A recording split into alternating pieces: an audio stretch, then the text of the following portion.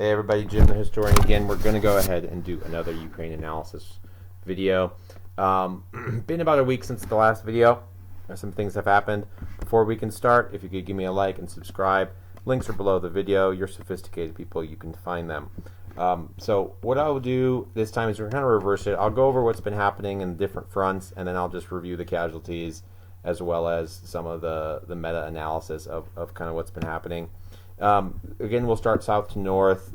In the far south, Odessa down here, I didn't even include it on the map because, again, not much is happening. They're mining the beaches, they're fortifying it, building roadblocks in the city. The Russians are just sitting offshore. They have not shown a willingness to go in there and attack it yet. Further to the east, the Ukrainian line here at kind of the outside of Mykolaiv has held. That long Russian pincer that had gone up here, like I said, it was on a wandering journey, was isolated and destroyed, just like I said it would be. That was a ridiculous strategy. I do not know what that commander was thinking. However, the Russians have been able to push forward a little more conservatively here, and again, over here, as you can see, they've pushed up here on the west bank of the Dnieper River, again, trying to outflank these Ukrainian positions so they don't have to do an amphibious across the river, which is tactically sound. Ukrainians are putting up a strong resistance. Russians are doing a little better in the south.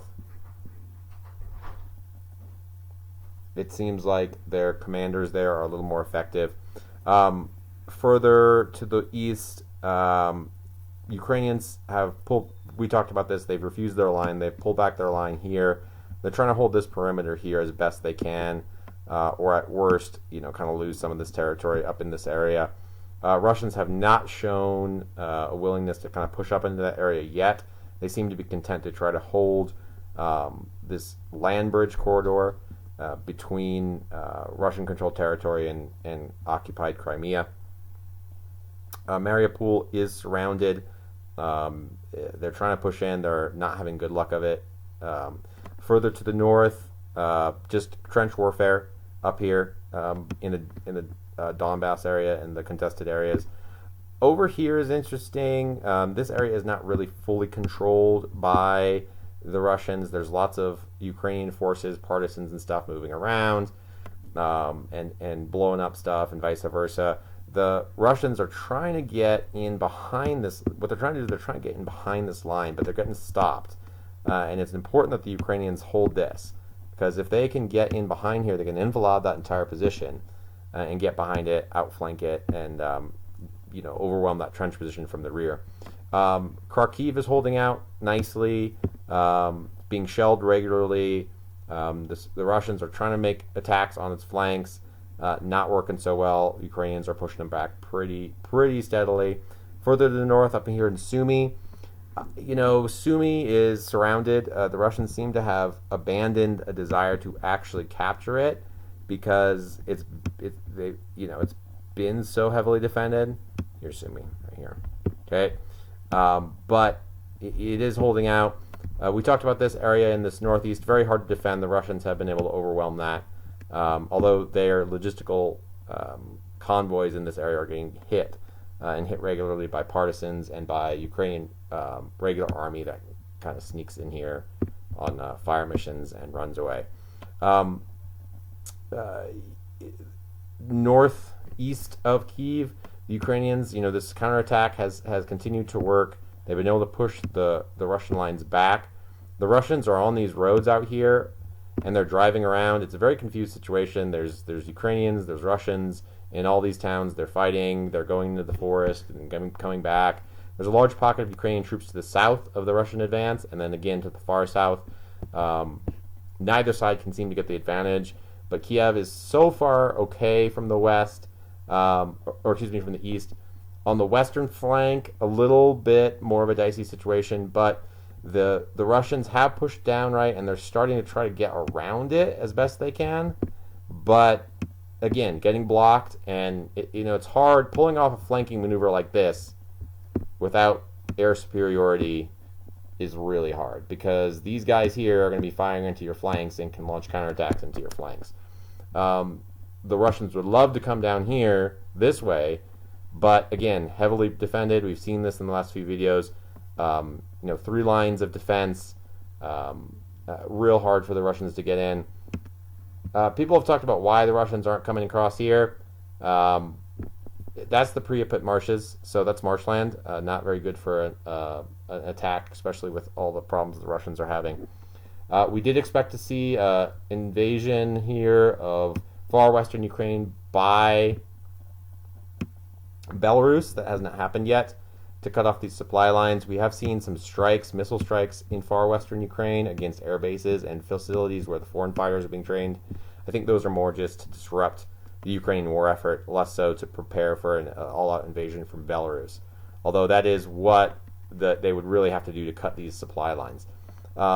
So far, the Ukrainian position is okay. I really like it in the north around Kiev. On the west, I don't like it so much in the south. Southwest. It's starting to decay, and once if the Russians get past these positions, they can start fanning out into the country, especially if they go this way, back towards their own troops. It'd be easier to supply that.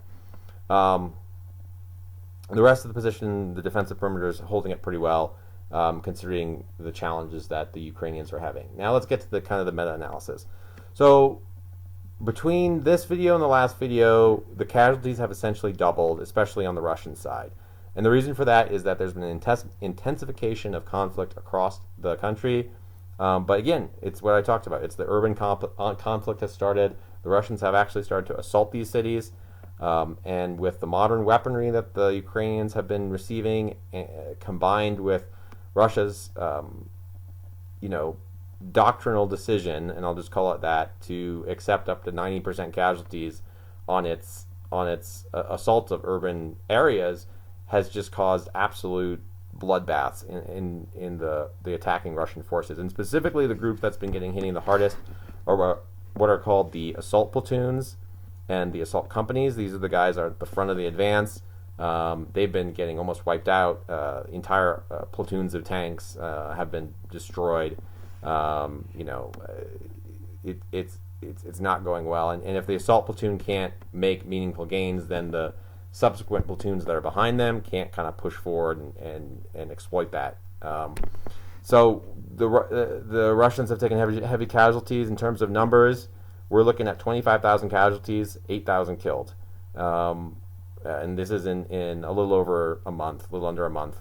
440 tanks, 2,500 military vehicles, 200 aircraft. Again, one economy, because their economy has been wrecked.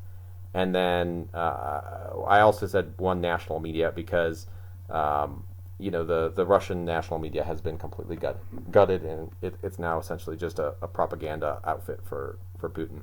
Ukraine has lost fewer. They're the defender. They're going to take less casualties, 9,500, and then 1,600 on the death side. 5,000 to 16,000 civilians. It is hard to get accurate information on civilian casualties because it's very hard to keep a active register of all the civilians. If you say go into a town and you're like, oh, we're missing 50 people that should be here, well, it's possible they're dead, or it's possible they escaped and went somewhere else in the country. It's going to be really difficult to figure out what these casualties are until you actually do a post-war census.